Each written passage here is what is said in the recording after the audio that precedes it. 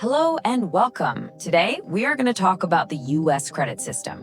Now, I want you to think of it like a powerful engine. And if you're new to the country, getting this engine started and running smoothly is, without a doubt, one of the most important things you can do for your financial future.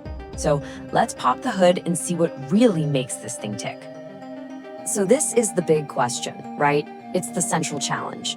You might have been a financial rock star in your home country, but when you land here to the US system, you're basically a ghost, a complete blank slate. So how in the world does it decide if you're a good bet?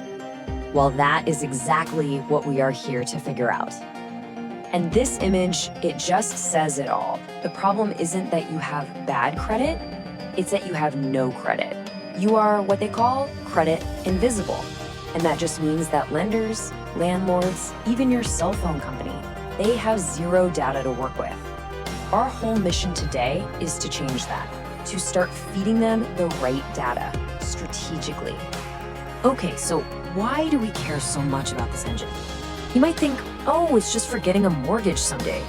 But honestly, its influence creeps into almost every single corner of your financial life here. I mean, just look at this list. It's not just about some far-off home loan.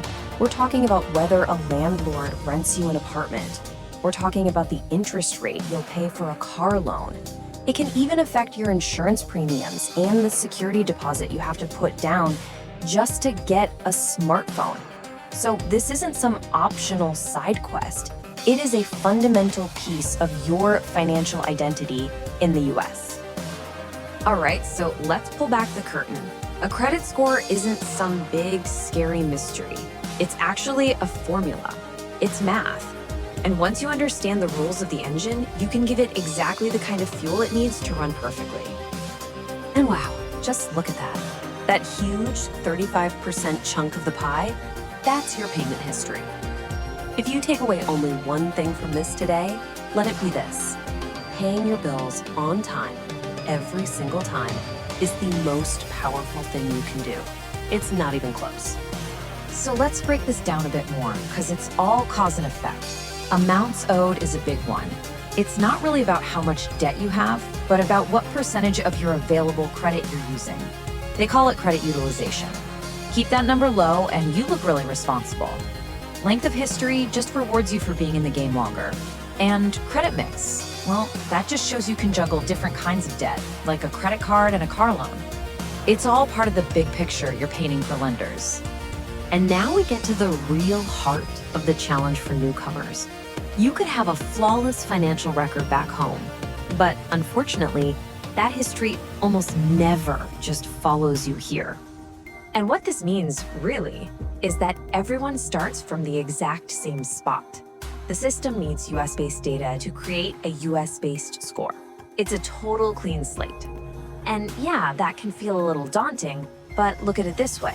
It is also a huge opportunity to build a perfect score right from the very beginning.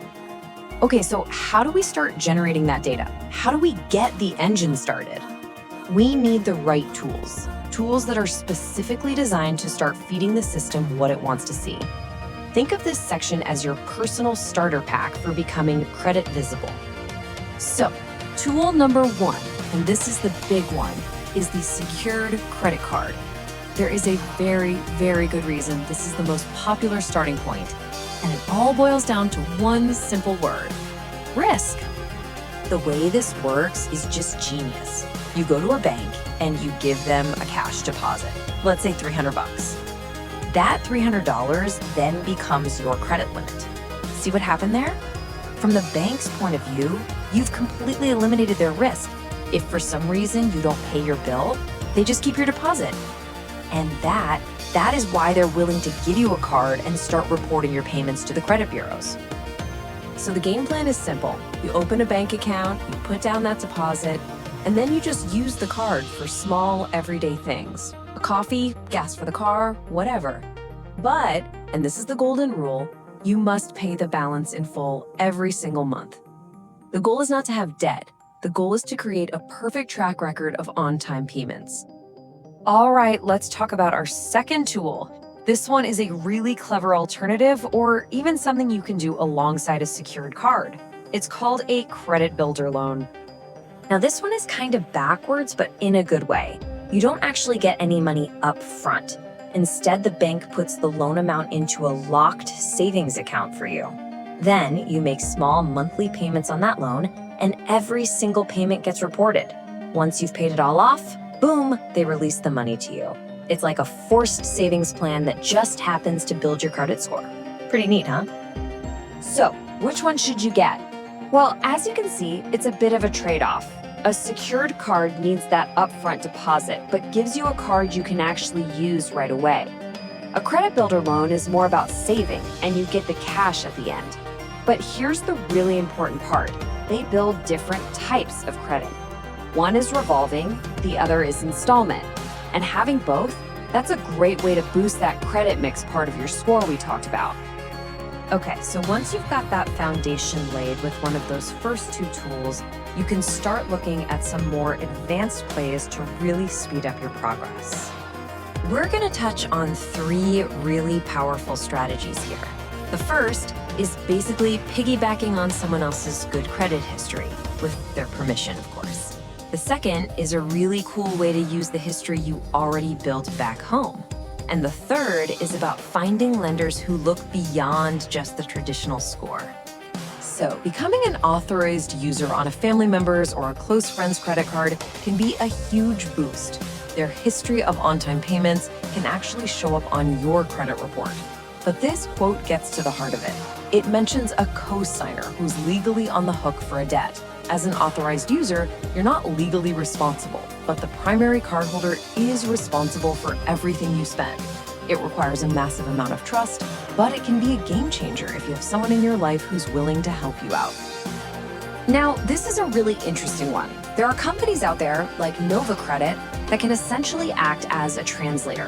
They can take your credit report from your home country, convert it into a US equivalent report, and then you can use that to apply for certain products here, like an American Express card. If you're from one of the countries they work with, this could be an amazing shortcut. So we've covered the tools, we've covered the strategies, but none of it matters without the 2 most important things: patience and consistency. Seriously, building great credit is a marathon, not a sprint. This timeline right here is all about setting realistic expectations. You know, after just a few months of using your new card, you'll probably get your very first credit score, which is super exciting. But the real, meaningful growth, that happens over the first year or 2. The goal isn't just to get a score, it's to build a history that is strong and resilient. And in the end, it all comes down to these 4 simple habits. If you can bake these into your financial routine, you'll be set. Pay on time, always. Keep your balances low. Under 30% of your limit is a great rule to follow.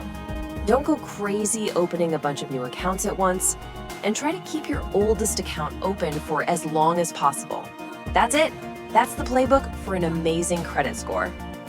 So there you have it. We have totally demystified the system, we've decoded the formula, and we've laid out the tools. That credit engine, it's not a black box anymore.